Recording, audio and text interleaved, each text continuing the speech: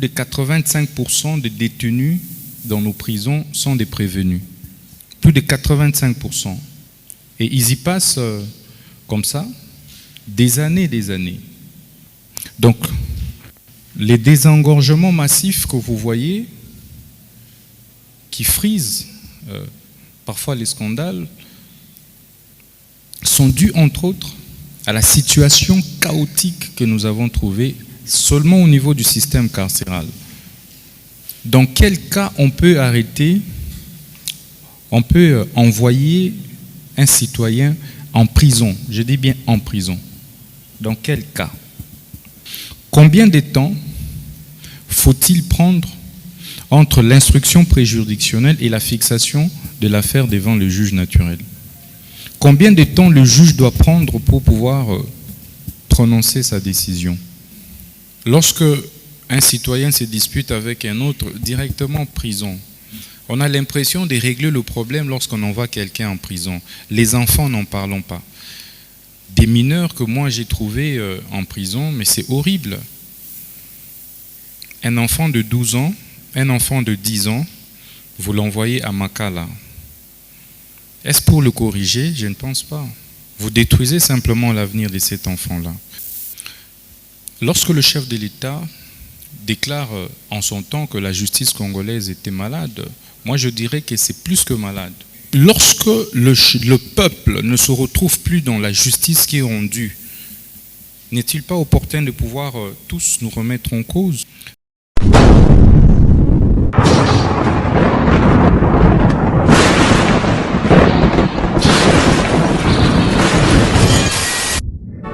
Parce que l'état dans lequel j'ai trouvé les secteurs de la justice est déplorable. Pas de fondation, pas de base, tout est à refaire.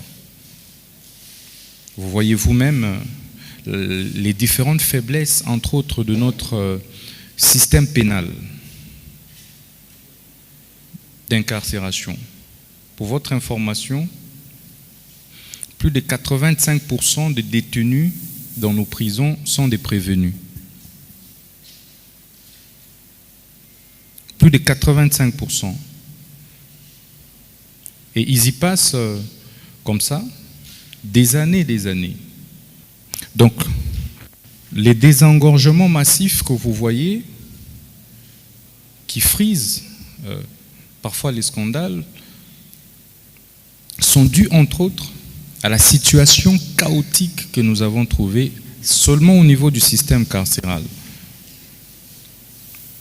Dans quel cas on peut arrêter, on peut envoyer un citoyen en prison? Je dis bien en prison. Dans quel cas? Combien de temps faut-il prendre entre l'instruction préjuridictionnelle et la fixation de l'affaire devant le juge naturel?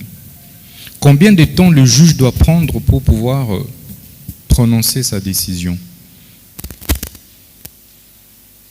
C'est toutes ces questions qui nécessitent en réalité des réflexions approfondies de notre part en tant qu'intervenants et acteurs du système.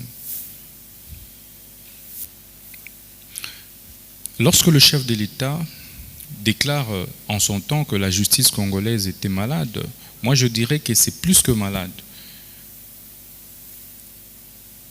Parce qu'en réalité, chaque acteur qui est appelé à faire son travail ne l'a pas fait. Les peines alternatives, est-ce qu'il n'y a que les peines d'emprisonnement ou d'incarcération? Non. Il y a toute une panoplie de peines alternatives. Aujourd'hui, il y a un problème d'autoprise en charge alimentaire, mais on a une grande main-d'œuvre. Tous ces jeunes gens délinquants urbains, nous pouvons plutôt organiser pour qu'ils soient condamnés à des travaux forcés et qu'on les envoie faire des champs, par exemple. Ils peuvent faire des champs sur la base d'un bon encadrement. Vous allez également observer que sur le plan... Donc ça, c'est la défaillance de notre système pénal en général. Ou, lorsque un citoyen se dispute avec un autre, directement prison. On a l'impression de régler le problème lorsqu'on envoie quelqu'un en prison. Les enfants, n'en parlons pas. Des mineurs que moi j'ai trouvés en prison, mais c'est horrible. Un enfant de 12 ans, un enfant de 10 ans, vous l'envoyez à Makala. Est-ce pour le corriger? Je ne pense pas. Vous détruisez simplement l'avenir de cet enfant-là. Le système de visa, vous le savez vous-même. Aujourd'hui, les juges deviennent irresponsables de sa décision. La décision qu'il signe, qu'il prend, il dit non, ça ne m'engage pas parce qu'il y a le visa du chef de juridiction. Et ça détruit le système judiciaire congolais. Et c'est comme ça que les délais de prononcer ne sont pas respectés.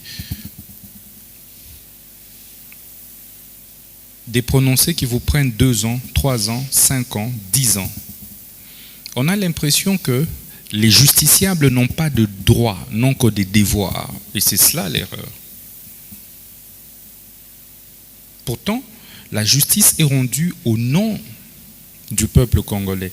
Mais le représentant du peuple congolais par excellence, c'est le chef de l'État. Et cette justice est rendue, est exécutée au nom du chef de l'État. Mais lorsque le peuple ne se retrouve plus dans la justice qui est rendue, n'est-il pas opportun de pouvoir tous nous remettre en cause?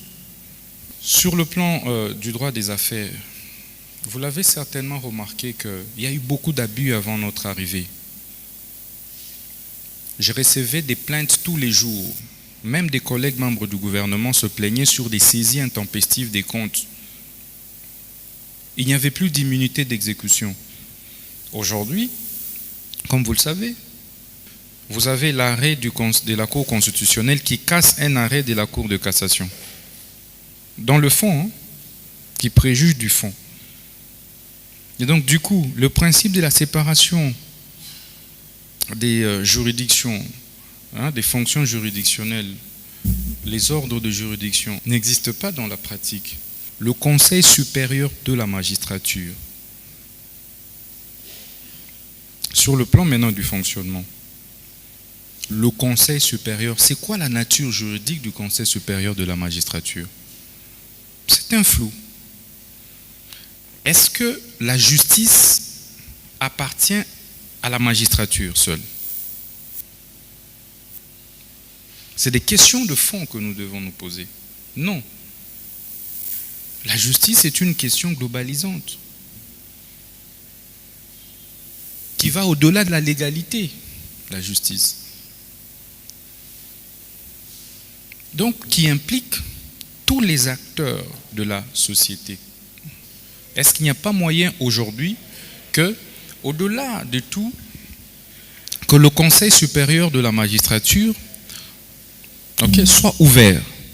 Est-ce qu'il n'y a pas moyen de réfléchir froidement sur une réforme? Les lois ne sont pas des tentes dressées pour le sommeil, un peu disait Rouvillois pour les constitutions.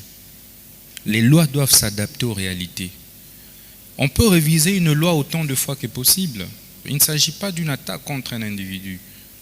Regardez, est-ce qu'il n'y a pas moyen soit d'insérer le président de la République comme partout ailleurs, en France, en Belgique, partout ailleurs, il est anormal qu'un ministre de la Justice soit en dehors du Conseil supérieur de la magistrature. Ça n'existe nulle part au monde. Ceci veut dire, il peut même être un membre simple, mais il doit être là. Parce que c'est lui qui est le bras, qui est le pont entre le pouvoir judiciaire et le pouvoir exécutif.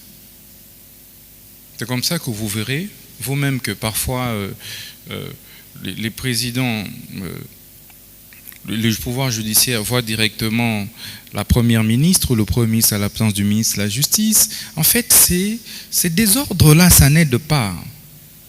On ne sait pas on est dans quel système. C'est pourquoi le gouvernement de la République, par notre entremise, va procéder aux réformes. Et c'est pourquoi j'avais eu l'autorisation du gouvernement de la République pour rapidement mettre en place une petite commission comme cela pour travailler sur ces réformes afin que tous les acteurs, toutes les parties prenantes puissent apporter leurs inputs et que ces réformes soient inclusives. La société civile, les magistrats, les syndicats des magistrats, le ministère de la Justice et bien d'autres structures, la présidente de la République, tout le monde soit là et que nous puissions prendre des réformes qui puissent aider réellement le pays. La primeur des réformes sera réservée au magistrat suprême.